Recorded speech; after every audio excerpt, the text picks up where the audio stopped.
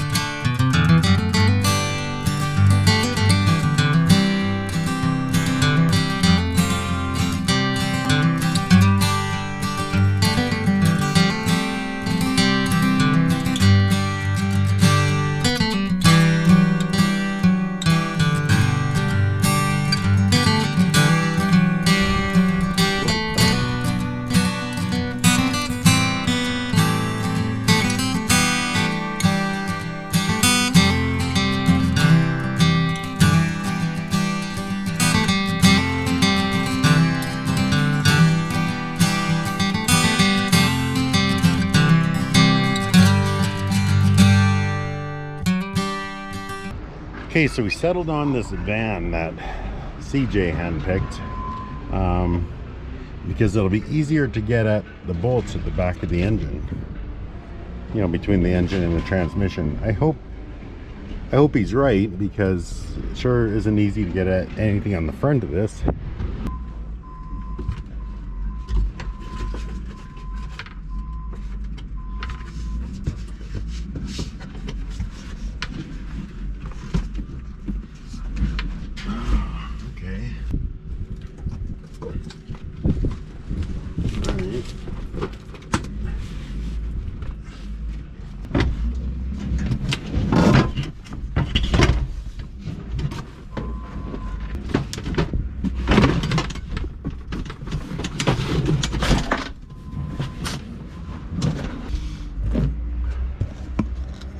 Okay, so it would appear that CJ actually wins this round.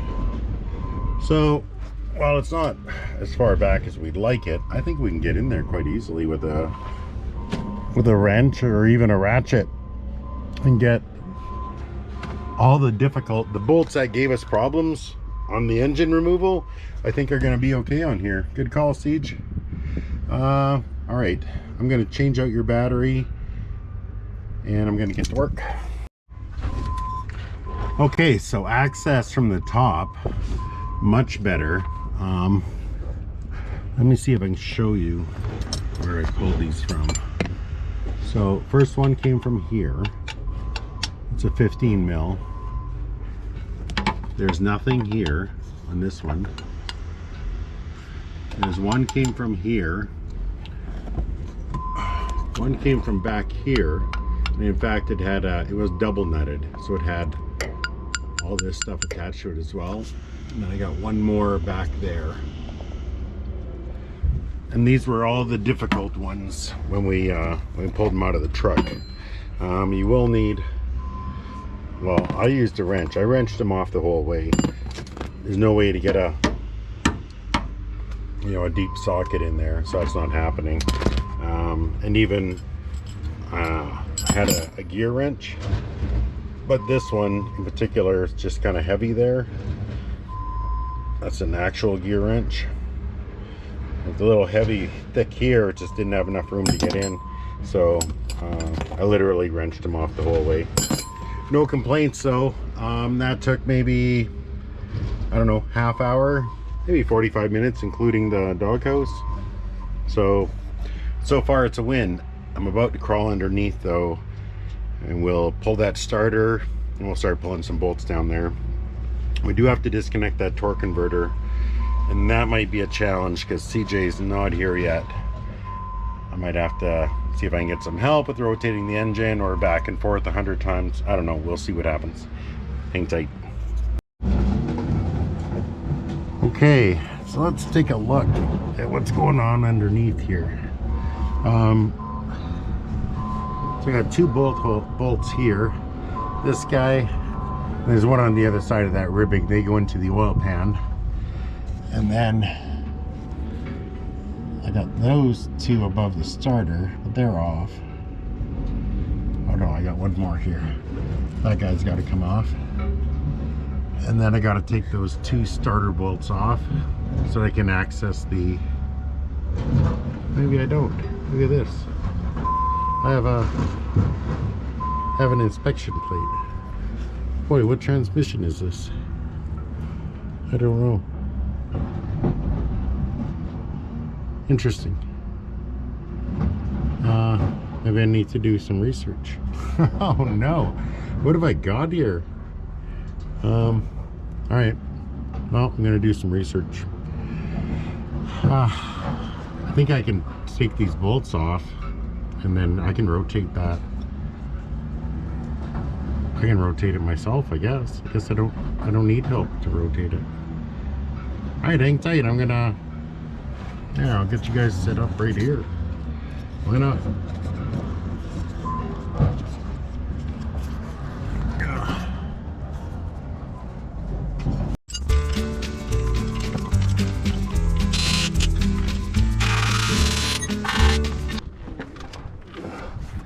Let's take a look on this side. So I had some connectors to take off. First there is this one. So this piece needs to slide out first, and then it pops off. And it's also this guy. He went right here. You just kind of twist and pull back. And then there was another one up here. Then another little guy up here. Don't ask me what they're for. This was my first time taking one of these guys out. I don't know what any of that's for. But I just want to take it out properly, you know what I mean? Okay. I'm gonna hope all that stuff goes on our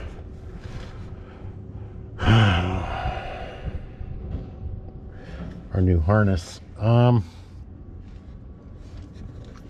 think I just have that bolt's the only one holding the transmission to the engine. I still have these torque converter bolts. I might get on those next. And then we have, I believe it's just one bolt here, ties us into the cross member.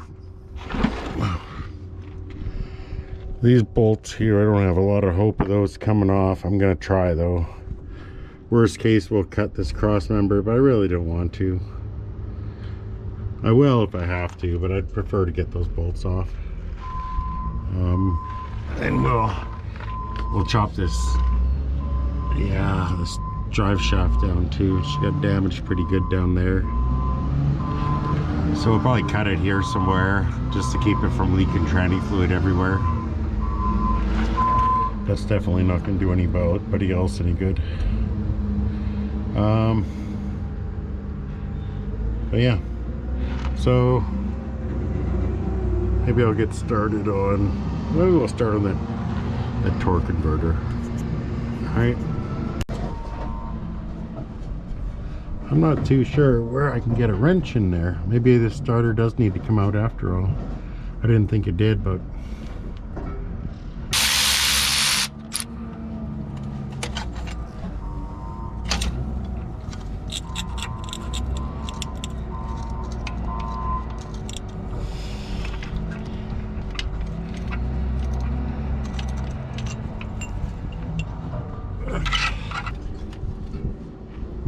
I got one of these tools. Anyone who does no star videos or watches no star videos has seen these before. They're great until they're not. Oh yeah,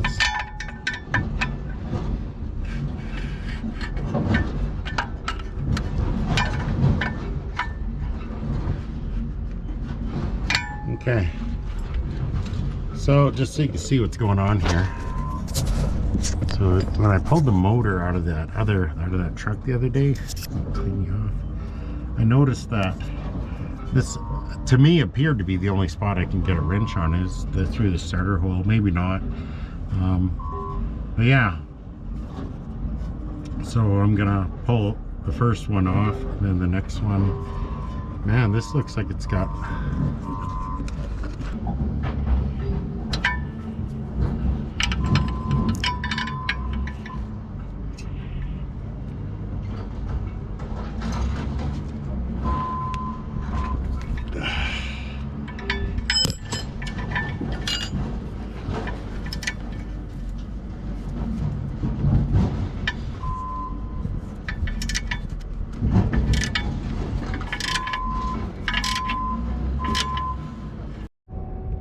Where have you guys been?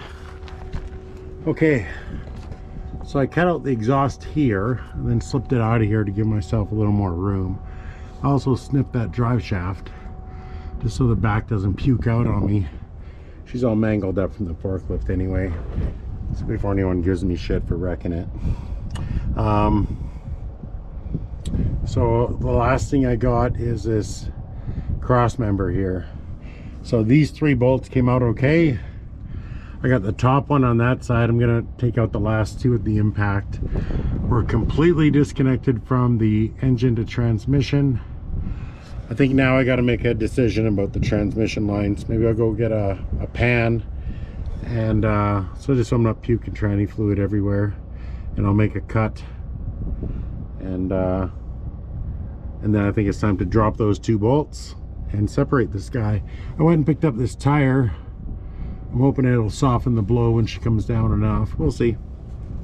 All right, I'm gonna go get a pan here. I'm gonna try lowering the cross member and see if she wants to pop free, or if she's gonna need a little more persuasion.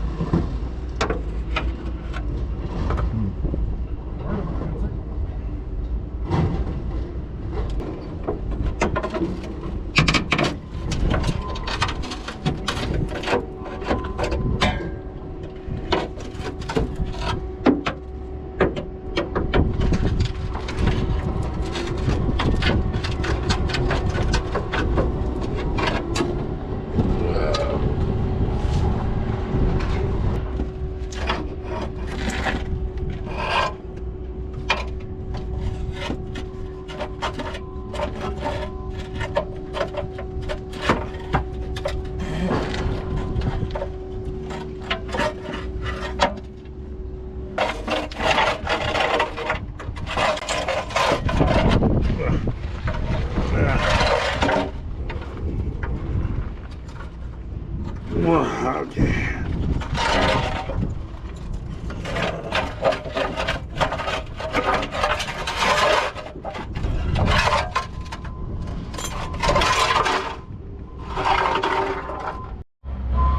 Man, she's warm out. I got a taco bugging me. It's hot. CJ just had a car accident. He's supposed to be here giving me a hand, and so he's gonna be held up a little bit. So at this point, we got everything out. We're just waiting for that extra hand to give us a little bit of a push. Maybe I'll just go over everything that got us here so far and what you'll need for tools.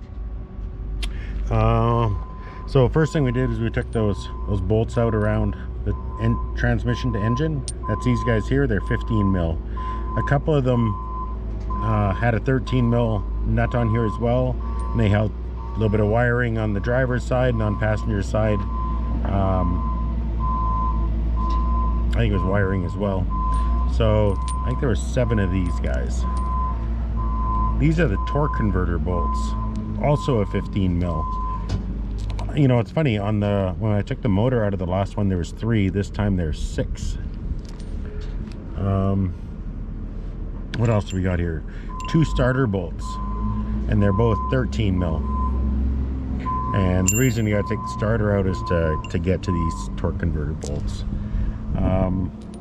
There's 2 bolts that go from the transmission into the oil pan, or the oily guys there. Then there was these 4. These guys also had anti-seize on them. These were on the inspection plate cover. That's that guy there. Okay, moving back to the transmission cross member there. On each side you got 3 bolts that went in from this side of the frame. The other side, the nut is welded, so you don't even have to do anything there. These, luckily for me, just unbolted just like they're supposed to. There are 6 of those, and you guessed it, 15 mil. Leaves us with 1 left, this guy. That was the 1 bolt through the cross member there into the transmission, and you already know the size, 15 mil.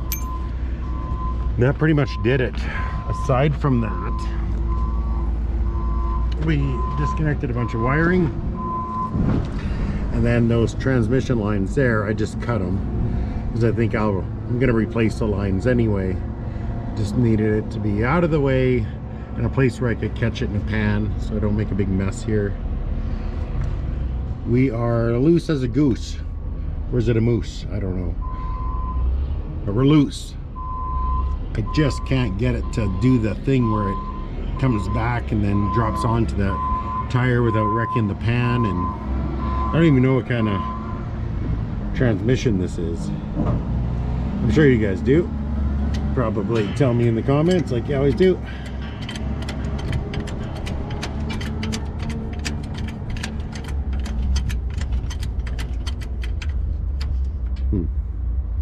All right, we're maxed out for height. I don't know how this is going to work. I'd much prefer just to see. What I was hoping to do, I'm going to try it right now,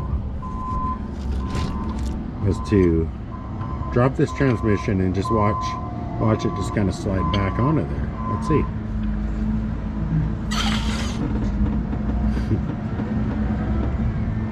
Well, it dropped, but it didn't go anywhere.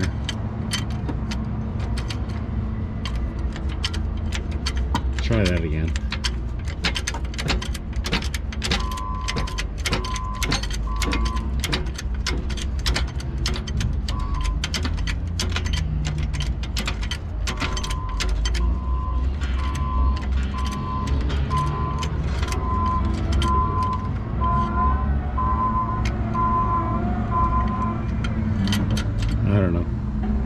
Thinking about running a ratchet strap on there, taking it back to the rear axle and giving her a little bit of a pulley pull, see what happens.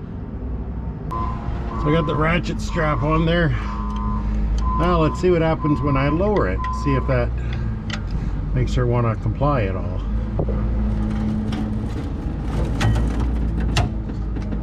Not even a little bit. Okay, let's take her back up again.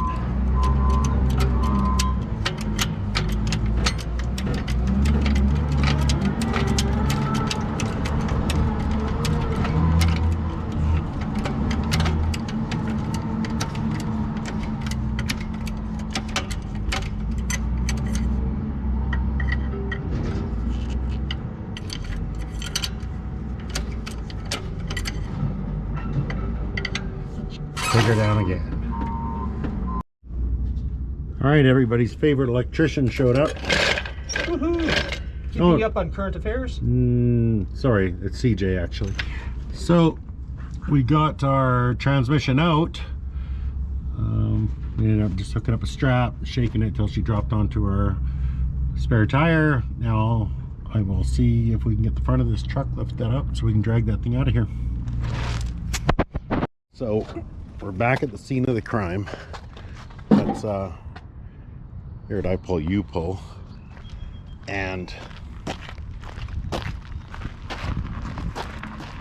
I need to get that flywheel, because as it turns out, you can't put the 5.3, sorry, the 4L80 behind the 5.3 without some sort of an adapter, blah blah blah, same as the 4.8. This thing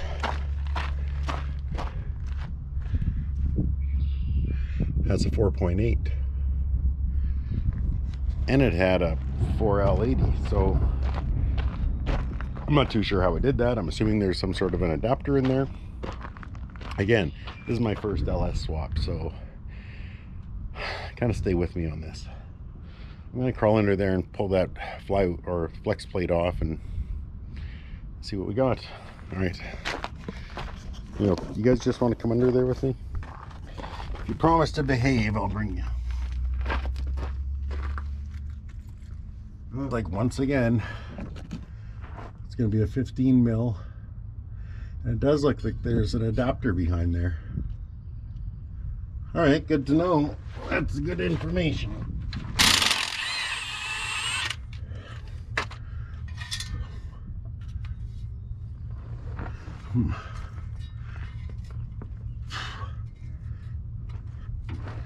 There she goes. Come on, baby. Ah.